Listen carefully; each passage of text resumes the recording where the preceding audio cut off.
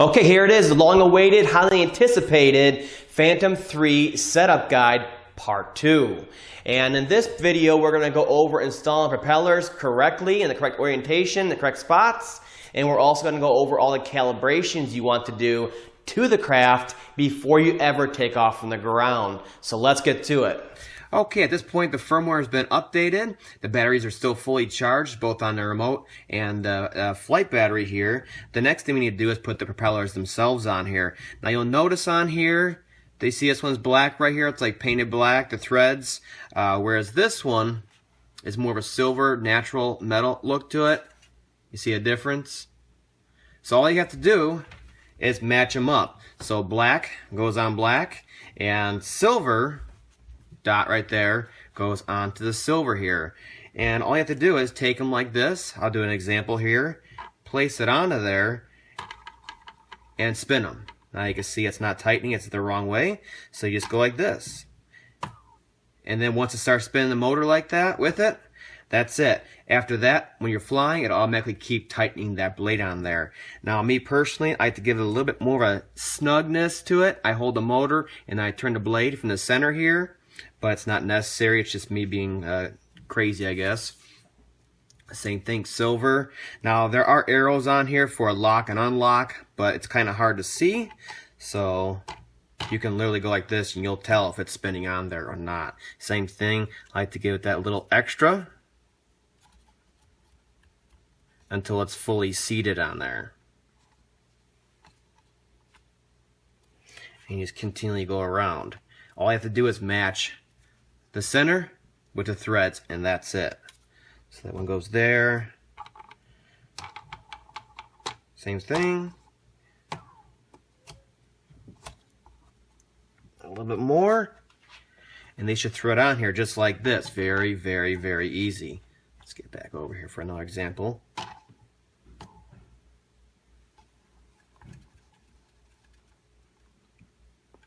And that's it. Okay, on the calibrations, make sure both your craft and your remote control have at least 50% battery life left to them, so you can do these calibrations properly, uninterrupted.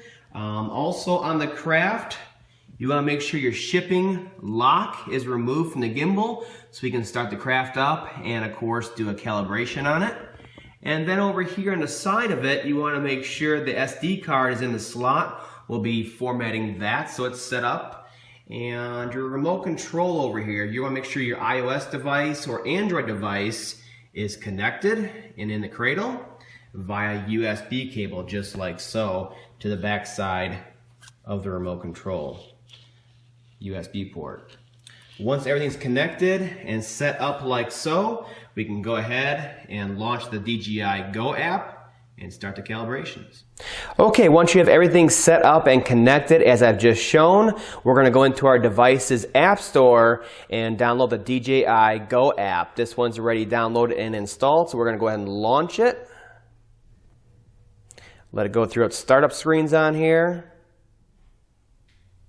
And the first thing you want to check is to make sure that the particular craft that we're actually calibrating is selected on here. If it's not selected automatically already. So you can see there's a bunch of different crafts and devices that this thing will control and set up. So also up top here, make sure your version is selected. Mine's professional, but if yours is not, simply tap on that and select your version of the Phantom 3. At this point, we're going to turn on the remote control and connect it up to the software. So we'll turn that on right now. Let it fully load up on here, and you'll see the status down here change to remote control connected. Okay, it's connected at this point. It's prompting you to turn on the aircraft so it can connect to that next. So we'll turn on that.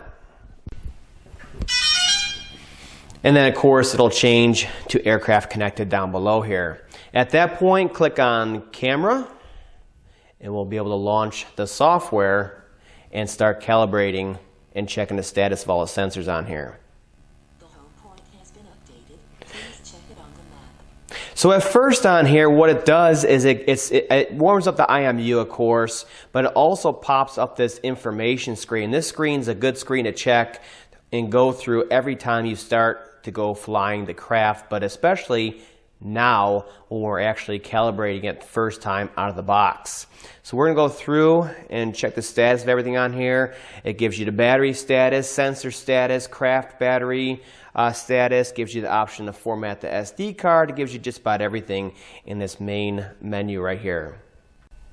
So we're going to click out of this and we're going to go ahead, click out of that, and we're going up to the top left here where it says PGPS, and we're going to open another menu so we can go down to sensors and calibrate the IMU. Now there's an option to check the IMU, and there's also a IMU calibration that you can do on there. What we're going to do is simply calibrate the IMU because it's the first time the craft has been calibrated since it's been shipped, and we also just did a bunch of software updates. So you want to make sure that it's calibrated. So you want a nice flat surface, make sure it hasn't flown for the day. As of yet, it's around 60 to 80 degrees, somewhere in that temperature range, so we can calibrate this thing as accurately as possible. Again, make sure it's on a flat surface, not on top of concrete where there's rebar in it or any kind of steel surface that may interfere with the calibration process. Click on IMU calibration. It'll pop up some warnings on there, more warnings, and then it'll start the process on there. Okay, the calibration is finished in the IMU successfully. Next thing we're going to do is go down to the camera right here. You can see it right there. And we're going to click on that, the little picture of a gimbal.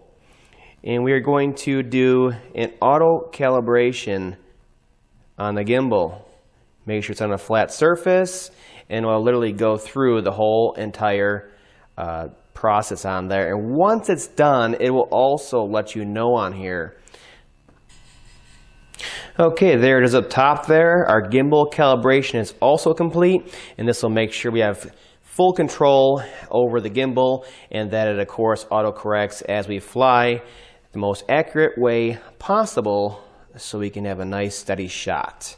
Okay, so the final calibration on the aircraft is also the most important, and that is the compass calibration. So we're going to go up to the status screen up top here, a status bar, and click on it, and right there in your face is a big white box that gives you the option to calibrate the compass on here. Now you want to do this no matter what, if it says normal or not, especially after you first pulled it out of the box and it's been in shipping. So we're going to go ahead and hit calibrate, hit OK, and then a screen will pop up on there and explain exactly how to calibrate it. It didn't take. There we go. Right there, it'll give you a good visual of just how to do it. What I'm going to do now is show you live in person so you have a good visual of how to do it properly and make sure we get it done right. So let's check it out. Now the procedure to calibrate the compass on the Phantom 3 is very, very simple. You simply go into the app, you hit calibrate, okay, and then you hit OK. And then it'll tell you to pick up the craft, hold it horizontal, and we're going to spin it counterclockwise, a full 360. And you'll see the lights change on here once we've completed that 360, and also the app directions will change also. You see it's changed to green now. At this point, we're going to take the front camera side, nose down, okay, and spin it at 360 again, counterclockwise. And try to keep it as steady as possible. And again, the lights in the app will also tell you when the calibration is complete.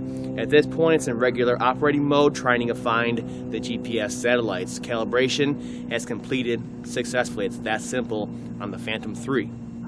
Okay, compass calibration completed successfully. The one last thing you want to do is, of course, stick an SD card, a micro SD card, into the camera on the craft. But also what you want to do is go over to settings on here, right here, and we're going to go down to format SD card on there.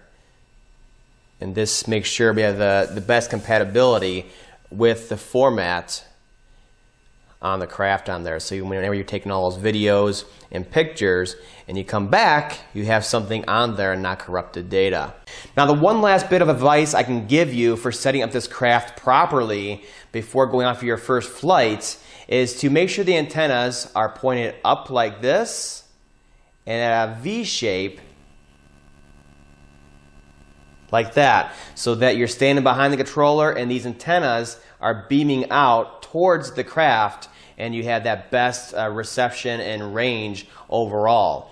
Now, the other thing that's very important that may have gotten bumped during shipping is this little switch right here. This switch right here, if we can get a focus on that, PAF, okay? So we have regular GPS mode and the P mode, okay? And then the A mode is attitude mode, which gives you more control over the craft. It'll drift, so there's no GPS column lock and stuff like that. So that's more for advanced users. And then, of course, the F mode is for full user functionality. I guess you could say it's a customized mode on there.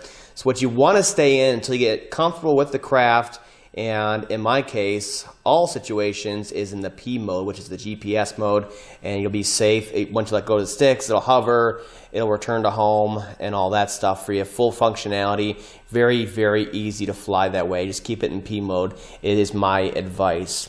So keep the antennas like that, make sure it's in P mode, and then you can go out and fly it. Now, I'll have a video in the future of what all these controls on here are, so you guys know exactly how to control it in detail and how to use the DJI Go app also.